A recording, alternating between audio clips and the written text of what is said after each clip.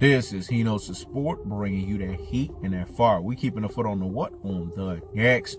We keeping the foot on the what? On the next. Now let's get on to it, man. Let's talk about it. Here's the thing with fight fans that they don't understand, and they don't get it, and they're gonna get it. We just sat here and watched fighters get exposed. First, it was Terence Crawford, the Chihuahua, walking behind the damn fence. Now, we see Canelo Alvarez. What was Bud exposed for? Well, he had a 126-pounder in Gary Russell Jr. that called him out. Recalled him out. Still hasn't answered the bell. Keith Thurman called him out. Sent him a $10 million contract. Still hasn't answered the bell. Danny Garcia.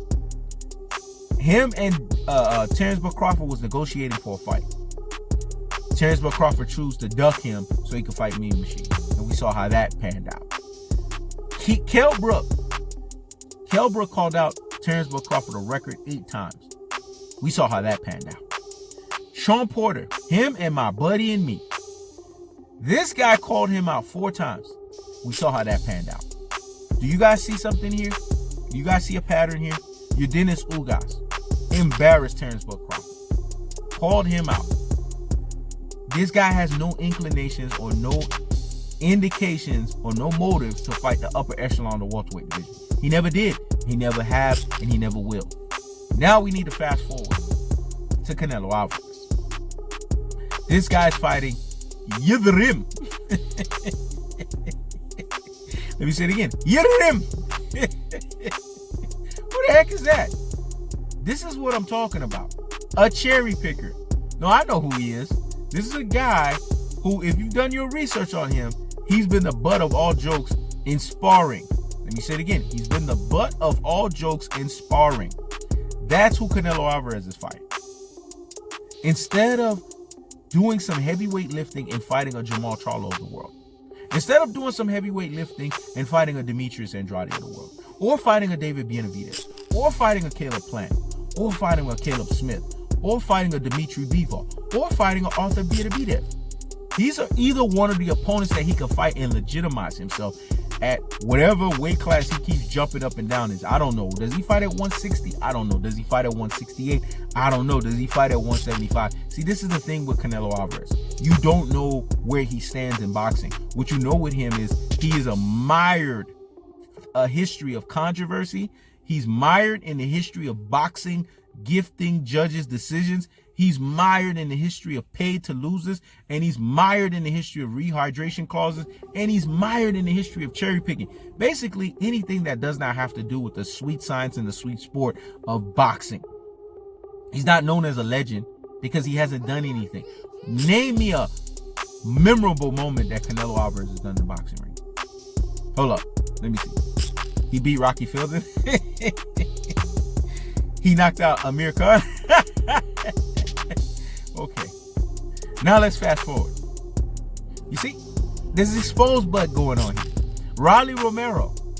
Him and Teofimo Lopez, and his ass is next. Let me say it again. Teofimo Lopez's ass is next.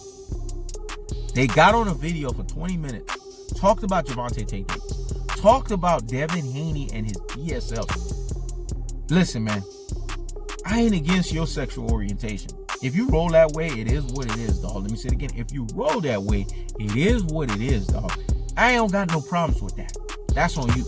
You deal with that. Here's my thing. Why are you talking about another man's lips for 20 minutes? Instead of you sitting here putting the work in the gym. That's 20 minutes you could have been putting in the work in the damn gym. You got exposed in the Martinez fight. We knew you were a fraud. We knew that you were an exposed fighter. We just needed to see it for our own eyes. You got clowned all over social media. You got clowned by Ryan Garcia. Oscar De La Hoya hit you with the highest form of the napalm. The Charlos clowned you. Earl Spence clowned you. Gervonta Tank Davis clowned you. So right now you on higgity fucking hush status. Now you're trying to, I'm a fucking champ. Get the hell out of here.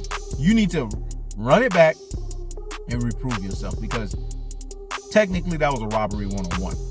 Now let's fast forward to Dillian Whyte. You see how reverse bias, AK detractors, AK panders, when they're always on the wrong side of history, it always catches up. Let me say it again. You see how reverse bias, aka detractors, aka panders, when they're on the wrong side of history, it always catches up to them, folks. And it caught up. How? Things that make you say, Things that make you say, Dillian Whyte was running his mouth about Deontay Wilder twerking. Running his mouth about Deontay Wilder losing to Tyson Fury. And the chickens have come to roost. You're reaping what you sow right now. You're not on Deontay Wilder's level. You never were. But reverse bias, aka detractors, aka panders, made you think that Deontay Wilder, I gotta laugh, was ducking this guy, man. Really? Ducking Dillian Whyte? And then to add injury to insult, to disrespect Deontay Wilder's alpha energy, they turned around and said, hold up. Dillian Whyte is above Deontay Wilder on the list of heavyweights. That was probably the most disrespectful thing you could have done. What has Dillian Whyte done in his calendar for him to deserve to be over Deontay Wilder? Does that make any sense to you guys in any categorical sense? Let me say it again. Does that make any sense to you guys in any categorical sense? It doesn't. So why did that even happen? It's because the publications that wrote this cockamamie stuff up are reverse bias, aka detractors, aka panderers. And what did Hino's Sport tell you guys about pandering narratives? They have a ceiling cap. Once they go up, they must come tumbling down. And boy, did it come tumbling down. Yes, the exposed bug. This is what 2020 is all about.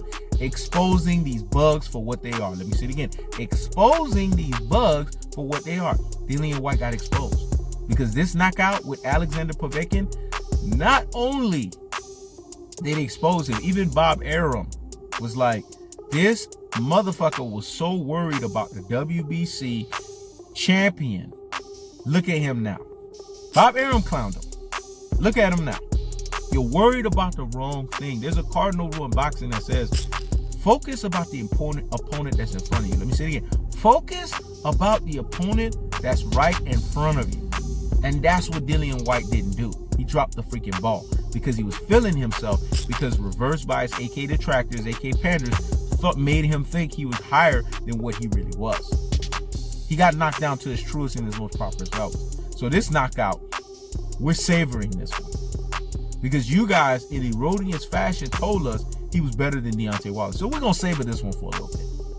And now, the last of all last, Teofimo Lopez, the super duper hype job variation. He will be exposed. His time will come. What you're seeing is the chicken is coming to roost with all of these guys. Because these guys right here, along with the fans that get behind these guys, are always on the wrong side of history. Let me say it again. These guys right here and all of the fans that get behind these guys are always on the wrong side of history. And the reason for that, folks, is because these fighters are frauds. These fighters are what we call exposed bugs. Because when you peel the layers of the onion in the situation and you look underneath the surface, you'll see something is missing with all of these fighters. With Terence Crawford, he does not want any free smoke with the upper echelon of the welterweight division. With Canelo Alvarez, he doesn't want to look at anything that gives him the similitude of an elite black fighter in the boxing ring. Floyd Mayweather and Erislandy Lara made sure of that. When you look at Romero, he is a product of what we would say a prelude of things to come for Teofimo Lopez. Frauds, they stick together. Dillian Whyte, he's a product of reap what you sow. Running his mouth about a guy who, mind you, tied Muhammad Ali for 10 title defenses. Let me say it again. He tied Muhammad Ali for 10 title defenses. And this guy right here got exposed. You see? This year is the exposed bug. And if you were on the right side of history and you were talking about these guys and you were saying that these guys were going to get exposed, then you get credit. You get a Hino's Sports salute of the damn day. But if you were the reverse bias, aka detractor, aka pander, or the opera singers, or going on another channel, Terence Crawford is the boogeyman. Canelo Saul Alvarez, he's the man. Romero, man, he's a knockout artist. Dillian Whyte, he could beat Deontay Wilder. You know, Ultra Fanboys with the Ultra Fanboy Rare. You got to do their mouth like this. You know, these guys, they're for real. They're legit. If you were that person, higgity fucking hush. I keeps the foot on the what? On the next. I keeps the foot on the what? On the next.